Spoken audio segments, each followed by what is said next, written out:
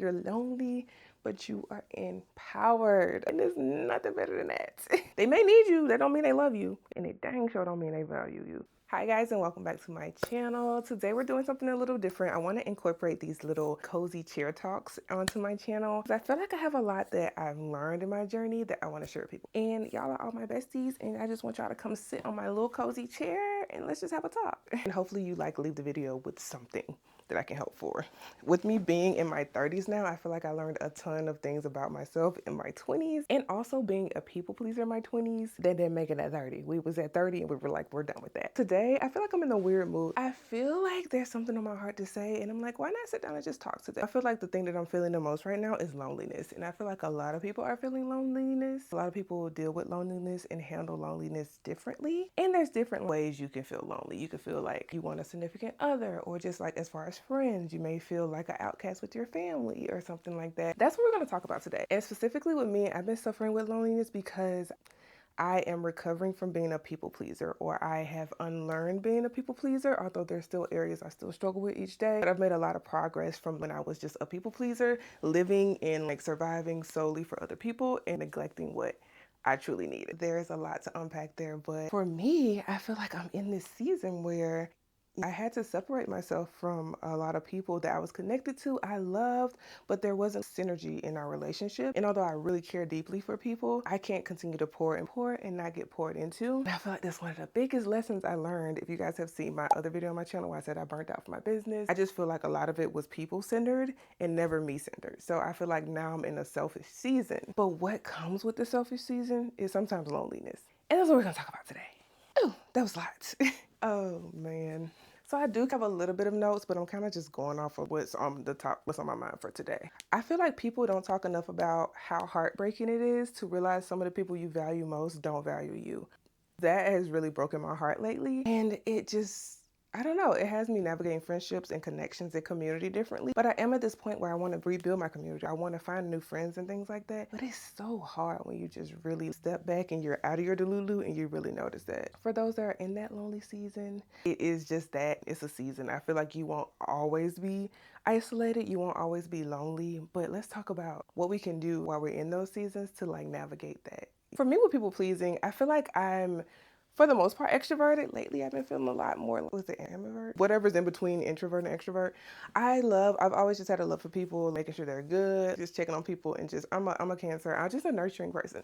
And I know that's deeply rooted in my childhood because there's a lot of trauma there that we're not gonna trauma dump. But I've been a people pleaser from as long as I know, and it's just something about spending years making sure people are okay, and then you realize no one has made sure you were okay. The first thing I did was to isolate, which sometimes you have to isolate just to get your shit together. You know what I mean?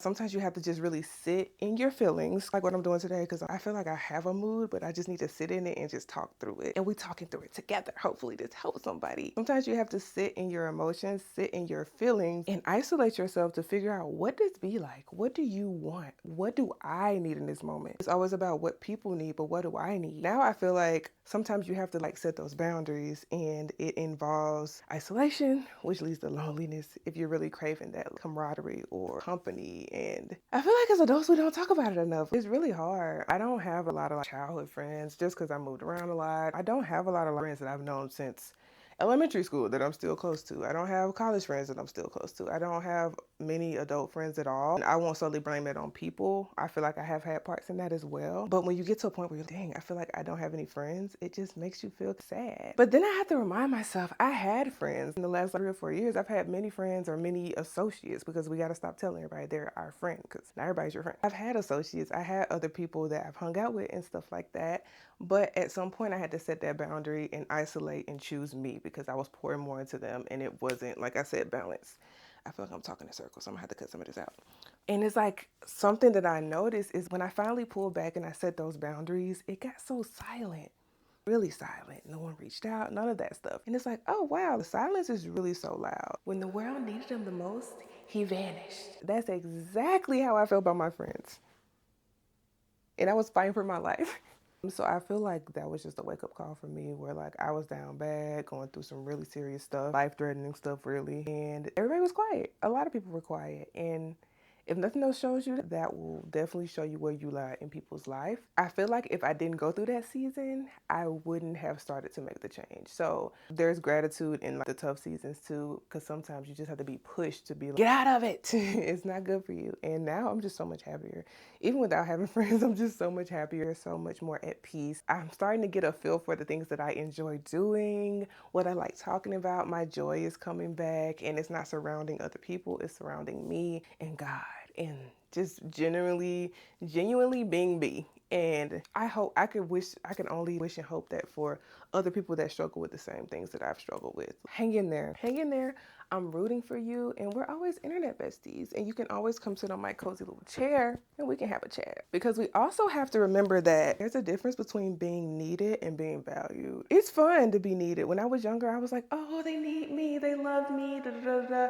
They may need you, that don't mean they love you, and it dang sure don't mean they value you.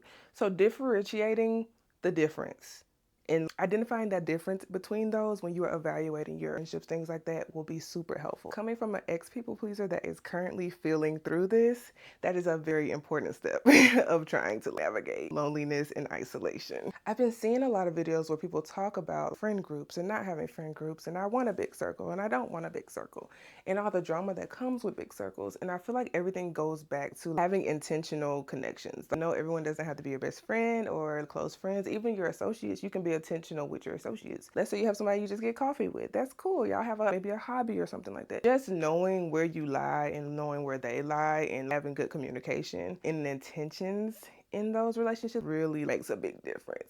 For me, I feel like in some people's lives, I thought we were closer than we were. And in my head, we were close friends. In their head, we were like associates. And I feel like that's where I feel like I struggle now with trying to make new friends.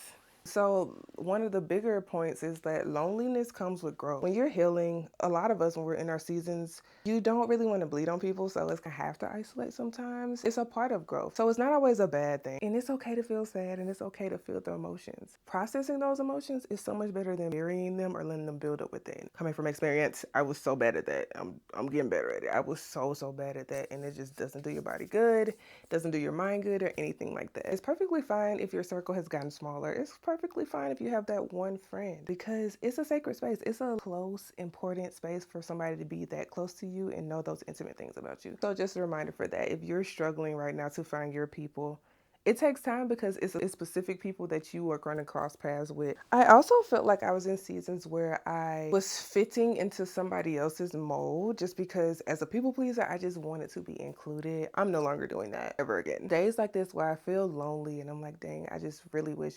Sometimes I'm just like, dang, if I got married, I wouldn't even have anybody to be in my wedding. It just feels like a little sad. But then I also be like, oh yeah, but for once in life, I'm actually choosing me. And for once in life, you're actually choosing you. That's an amazing thing. It might be sad in the moment. It might feel lonely. It might feel not like you would think, but it's temporary because you're going to meet people that you eventually don't have to fit into a mold for. You would just naturally sync. And those are the better connections to have in the first place. And I'm telling myself that too because I still haven't found my people yet. But I've seen it happen for others, and I'm positive that it will happen for me too. I just know that being intentional with your actions and with everything is just so important in this journey called life. And I just know better is going to come. Let's see. So if you're feeling lonely after setting boundaries, just know you're holding space for something better. Don't give in. If it's a friend group that's like, let's say, gossip too much and you just don't want to deal with the gossip and you decide to split ways with them, stand in that, because in your core, you said, I don't want to do that anymore. I don't want to be associated with that. It doesn't bring me joy or happiness. I just did it to fit in, or I just did it to stay connected to y'all. And I'm so proud of you for that. Continue to do that. And I have to tell myself that every day. Girl, you stood up for yourself for once. You're lonely, but you are empowered. And there's nothing better than that. I just feel annoyed that I feel like every time I try to have friends, I feel like they just play in my face. And it was my fault in the past, but now I don't have to tolerate that because I'm no longer a people pleaser and I'm choosing me. So I'm telling y'all that, and I'm telling me that. So we're here together. We holding hands. So far we talked about the reality of people pleasing and what place it puts you in.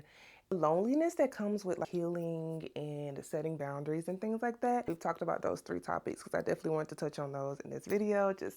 My friends on the internet are feeling this together. You're not alone. And I definitely just want to share that there's a light at the end of the tunnel. The next thing I wanted to talk about is just finding comfort in solitude. For me, I do have a video on my channel. It says cozy hobbies or cozy content changed my life. And it sounds really dramatic, but it's so true. If you don't know, hi, my name is B. Nice to meet y'all. I probably should put that at the beginning of the video, but I was a full-time entrepreneur, content creator, and things like that. And I was all with the grind and the hustle and everything. And I completely burnt myself out. I would work endless days, endless nights. And I made decent money, but not enough to sustain for the amount of effort that I was putting in as a small business owner. So I quickly burned out. And at the same time, I burned out with people pleasing and burned out with trying to uphold friendships and things like that that were not serving me. So I definitely had to find a different approach to things. And that's kind of where the finding the comfort in solitude came in for me, because I had to embrace the slowness.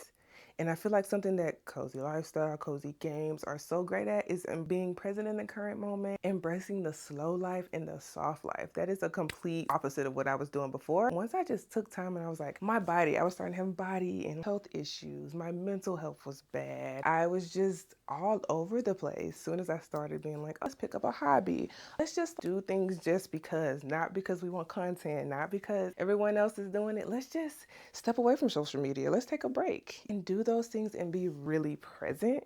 And I feel like it has just made such a difference. And that doesn't just pertain to cozy content. That pertains to life in general. It can be anything that you just take a moment to. For me, I like herbal tea. I started with my little tea moments. No phone while I make my tea. Just embrace the mixing the different herbs and finding what I like and sipping on it and just listening to some music or watching a movie or something like that, and just being present for myself in those moments. And I feel like that's such a big tip for when you are navigating a lonely season where you feel alone. It's sometimes a sign to just lean into that, because you never know what your body might need. You might need the loneliness. You might need the time alone just to get yourself back on track. My 20s, I learned a lot about what I didn't like.